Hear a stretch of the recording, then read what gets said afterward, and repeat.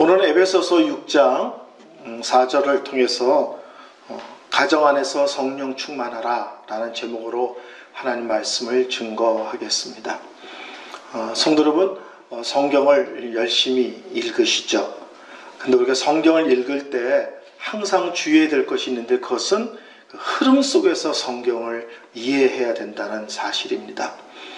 예를 들어서 오늘 성경 본문 6장 4절을 잡았지만 6장 4절은 독립되어 있는 한 절이 아니고요, 앞과 뒤에 있는 내용과 연결 속에서 있는 6장 4절이라는 사실입니다.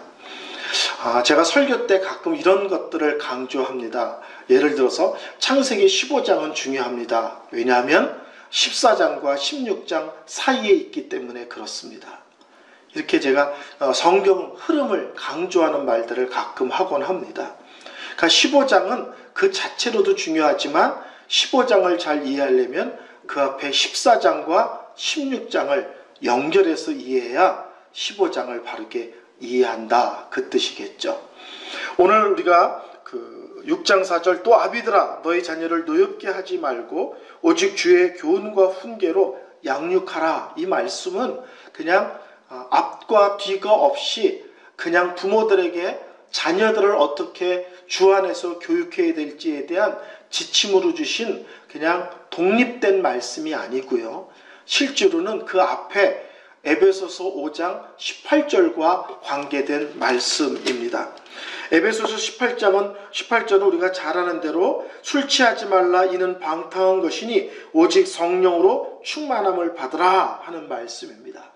오직 성령 충만함을 받으라 라고 말씀하시면서 성령 충만을 받으면 어떤 일들이 벌어지는가를 그 다음에 19절부터 21절까지 설명을 합니다. 그래서 성령 충만 받으면 어떤 일이 벌어지는가? 시와 찬송과 신령한 노래들로 서로 화답하며 너의 마음으로 주께 노래하고 찬송하며 범사의 우리 주 예수 그리스도의 이름으로 항상 아버지 하나님께 감사하며 그리스도를 피차 복종하라. 그리스도를 경외함으로 피차 복종하라. 쉽게 말하면 성령 충만하면 어떻게 특별한 사람이 되는 게 아니고요, 성령 충만할 때 어떤 일이 벌어지는가? 첫째, 예배의 삶을 살게 되고요, 두 번째, 교제의 삶을 살게 되고요, 세 번째, 감사의 삶을 살게 되고, 네 번째, 피차 복종의 삶을 살게 된다는 거예요. 그러면서 피차 복종하라 라고 말하면서 그 복종하라의 구체적인 예가 나오는데, 그것이 아내들아, 남편들아, 부모들아, 자녀들아, 종들아, 상전들아, 이런 내용입니다. 성경의 흐름이 어떻게 되는지 알겠죠. 첫 번째, 성령 충만 받으라. 그리고 성령 충만 받을 때 네 가지, 예배의 삶, 교제의 삶, 감사의 삶, 그 다음에 피차 복종의 삶을 살게 되는데, 이 네 번째 복종의 삶에 대한 구체적인 예 중에 하나가 부모들이 자녀들을 어떻게 주 안에서 훈계하고 교훈하며 또 키우는 것에 대한 말씀이라는 사실입니다. 그러니까 오늘 성경은 어떤 얘기를 하고 있냐면, 부모들이 좋은 부모가 되려면 그 전제가 뭐냐면 성령 충만해야만 좋은 부모일 수 있고, 성령 충만한 부모여야 자녀들을 하나님의 말씀으로 잘 양육할 수 있다라는 뜻입니다. 우리는 성령 충만하면 특별한 영적인 어떤 사람이 되고 신비로운 어떤 존재가 되는 것 같이 얘기하지만, 오늘 에베소서는 도리어 성령 충만할 때 대표적으로 나타나는 모습이 그 가정이 하나님의 은혜 가운데서 새로워지고 아름다운 가정, 복된 가정이 된다라고 설명을 하고 있습니다. 저는 어렸을 때 작은 교회를 다녔거든요. 근데 그 사모님께서 저를 참 이뻐해 주셨어요. 그래서 저만 놓고 이런 얘기 저런 얘기를 참 많이 해 주셨는데, 그때 해주신 말씀 중에 하나가 뭐냐면, 부부 중에 한 사람만 성령 충만해도 가족은 천국이 된다. 이 얘기를 저에게 여러 번 하셨어요. 부부 중에 한 사람만 성령 충만해도 가정은 천국이 된다. 오늘 이것을 본문으로 말하면 엄마 그리고 아빠, 어머니 아버지가 성령 충만할 때 그 가정은 천국 같은 가정이 되고 그 자녀들은 행복하게 주 안에서 그리고 아름답게 자라나는 자녀가 될 것이라는 뜻입니다. 그래서 오늘 성경은 자녀들을 부모가 어떻게 해야 될지를 얘기하기 전에 먼저 성령 충만해야 된다는 가르침을 먼저 한 뒤에 이런 말씀들을 하고 있다는 사실입니다. 성령 충만은 다른 말로 하면요, 말씀 충만입니다. 에베소서와 골로새서는 흔히 쌍둥이 서신이라고 얘기하거든요. 그래서 거의 같은 시기에 같은 장소에서 편지를 썼는데 하나는 골로새 교회를 위해서, 하나는 에베소 교회를 위해서 바울이 편지를 쓴 것입니다. 그래서 유사한 내용이 많고요. 이쪽에서 이해가 안 되면 저쪽 성경을 보면 또 이해가 잘 되는 그런 내용들이 있습니다. 그 대표적인 것이 성령 충만을 받으라 라고 에베소서에 말씀하고 있는데 골로새서에는 똑같은 말씀이 그리스도의 말씀이 충만하게 거하는 것에 대한 말씀을 하고 있어요. 그러니까 성령 충만은 다른 것이 아니라 말씀 충만입니다. 간혹 주위의 성도님들 중에서 성령을 강조하면서 말씀을 등한히 여기는 분들을 가끔 보게 되곤 합니다. 근데 그것은 건강한 신앙생활이 아닙니다. 성령님이 성경을 기록하게 하셨거든요. 그래서 그것을 성령의 영감 이렇게 표현합니다. 근데 성경을 읽거나 듣거나 배우거나 묵상할 때 깨닫게 하시고 또 믿어지게 하시고 은혜되게 하시는 역사도 성령께서 하십니다. 그것을 신학적 용어로 성령의 조명 그럽니다. 그러니까 성령님은 놀랍게도 말씀의 영이십니다.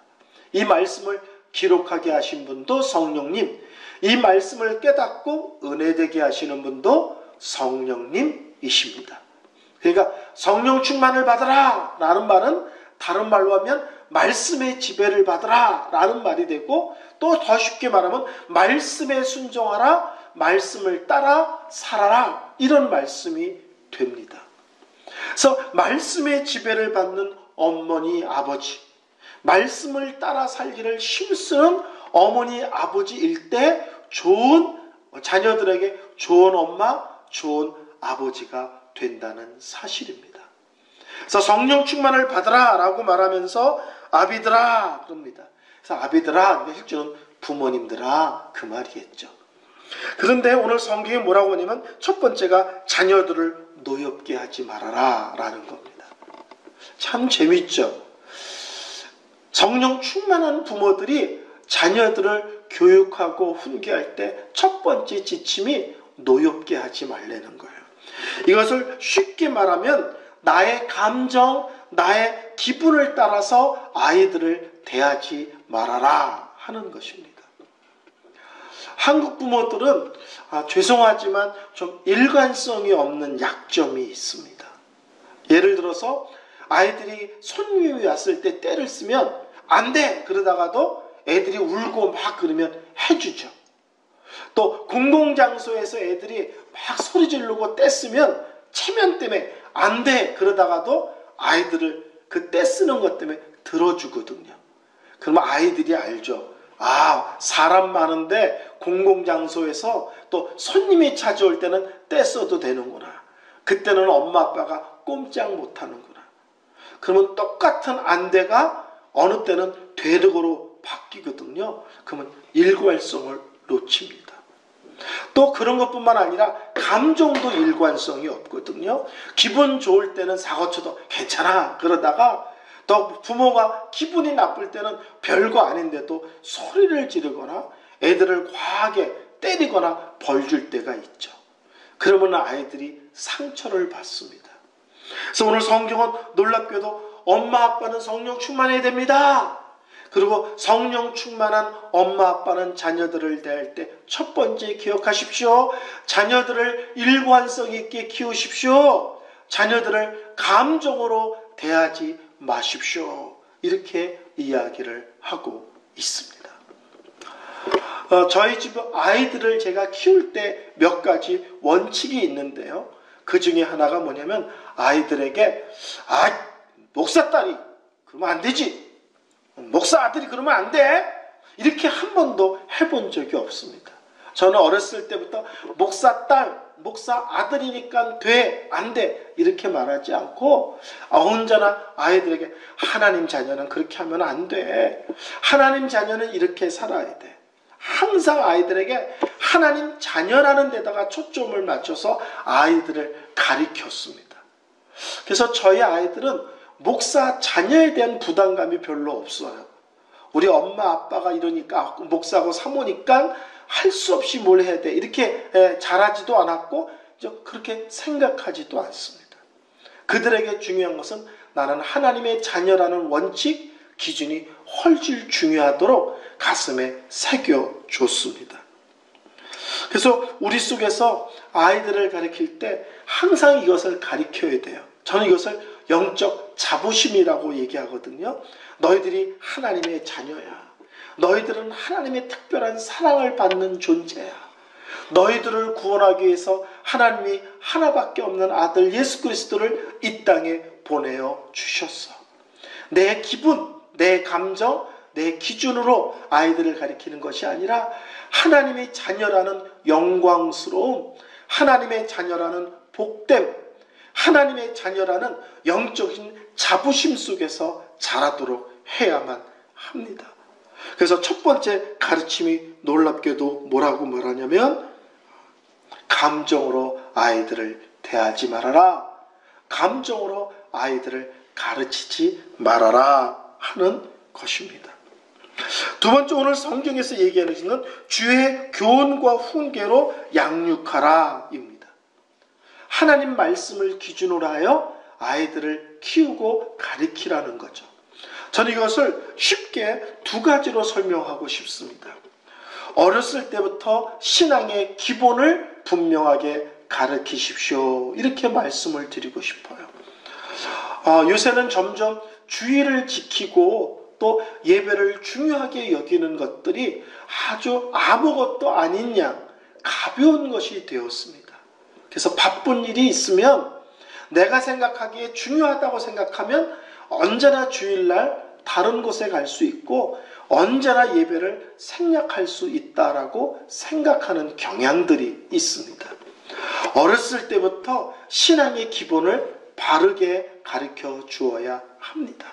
그래야 커서도 그 믿음의 원칙을 지켜나갈 수 있습니다. 예를 들어서 주일날은 꼭 교회 가야 된다.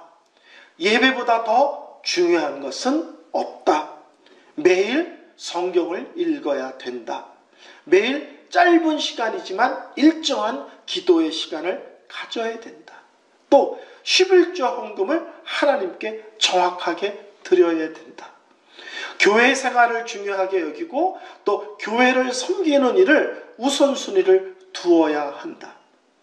이런 신앙의 기본은 어렸을 때부터 심어줘야 되고요. 강조해야 되고요. 반복해야 됩니다. 그래야 나이가 들어서도 또 부모의 곁을 떠나서도 그 믿음의 원리들을 몸에 영적인 습관이 배어 있어서 지켜나갈 수 있습니다. 그래서 첫 번째는 무엇이냐? 영적인 기본을 제대로 가르치십시오. 분명하게 가르치십시오 하는 것입니다. 두 번째는 성경의 가치관을 심어주십시오 하는 것입니다. 놀랍게도 예수를 믿으면서도 세상적인 가치관, 세상적인 기준을 따라 사는 사람들이 너무나 많이 있습니다. 그때 아이들에게 어렸을 때부터 성경적인 가치관과 기준을 가르쳐 줄 때 아이들이 세상 한복판에서 흔들리거나 갈등하지 않습니다. 그리고 어떤 중요한 일을 결정할 때 그 믿음의 원칙을 따라서 결정할 수 있습니다. 이제 세상은 돈이 다인 것처럼 되어지잖아요. 근데 어렸을 때부터 가르쳐야 됩니다. 돈이 인생에 중요한 것이긴 하지만 다는 아니라는 것을 가르치고요. 돈이 있으면 좋지만 그러나 꼭 돈이 있어야만 행복한 것도 아니라는 것도 가르쳐야 되고요. 돈보다 더 중요한 게 있음을 아이들에게 깨닫게 해야 됩니다. 그래서 아이들이 어떤 일을 결정할 때 돈을 더 많이 주느냐 많이 주냐가 아니라 이것이 믿음의 원리에 맞는가 안 맞는가, 이것이 하나님께 영광이 되는가 영광이 되지 않는가, 또 나의 삶 속에서 하나님을 섬기는데 이것이 도움이 되는가 걸림이 되는가, 이런 분명한 원칙이 세워져 있어야 갈등 없이 분명하게 자기의 인생을 하나님 기뻐하시는 모습으로 결정하며 살아갈 수가 있습니다. 그래서 아이들이 중요한 일을 결정할 때 월급 많이 준대? 뭐 이렇게 물어보면 믿는 부모로서의 참된 질문을 아닌 것 같아요. 그 일이 하나님을 섬기는 일에 어려움을 주지는 않니? 불편하지는 않니? 믿음의 원칙에 걸리거나 양심에 가책이 있지는 않니? 이렇게 물어봐야죠. 저희 며느리는 영화 감독을 전공했습니다. 1.5세라 지금 미국에 살고 있는데요. 얼마 전에 뉴올리언즈에서 가장 큰 영화사에 취직이 됐습니다. 가장 큰 영화사고 좋은 데니까 얼마나 좋겠어요. 근데 가서 봤더니 거기서 만드는 모든 것들이 믿음의 원리에서 다 벗어나 있는 거예요. 그래서 저희 며느리가 과감하게 그 직장을 다니지 않기로 결심했습니다. 가장 큰 여행사에 들어갔으면 일도 좋고 돈도 많이 벌고 또 유명해질 수도 있겠죠. 근데 갔더니 믿는 사람의 믿음의 기준과 원칙에 하나도 마땅하지가 않더라는 거예요. 그래서 기꺼이 내려놓고 믿음의 원칙에 맞는 영화를 찍는 영화 회사를 찾겠다고 새로운 진로로 방향을 틀었습니다. 저희 자녀 자랑을 하는 것이 아니라 믿음의 원칙이 바로 설 때, 결정적일 때 바른 기준, 바른 판단을 할 수 있다는 거죠. 이런 것들은 어렸을 때부터 알려줘야 됩니다. 너의 인생 속에 하나님의 영광이 우선이어야 된다. 너의 삶 속에 성경의 원리가 항상 맞아야 된다. 너의 삶 속에서 하나님을 섬기는 일에 우선이고 그것에 불편함을 주는 일들은 택하지 않아야 된다. 이런 것들을 어렸을 때부터 가르쳐주는 것은 너무 중요합니다. 오늘 성경은 얘기합니다. 성령 충만하세요. 그래야 좋은 엄마, 좋은 아빠가 될 수 있습니다. 그리고 좋은 믿음의 엄마, 아빠는 첫째는 아이들을 감정적으로 가르치지 않습니다. 좋은 엄마, 아빠는 아이들을 일관성 있는 가르침을 합니다. 두 번째, 성경에서는 너희들을 주의 교훈과 훈계로 아이들을 양육하라. 신앙의 기본을 가르치십시오. 어렸을 때부터 성경의 가치관을 가르치십시오. 어린이 주일을 맞이하여 하나님의 자녀인 영적인 자부심과 함께 하나님의 자녀에 걸맞는 바른 믿음의 기준과 그리고 가치관을 갖고 살아갈 수 있도록 자녀들을 잘 키우고 훈련하는 가정 또 부모님들 되시기를 바랍니다.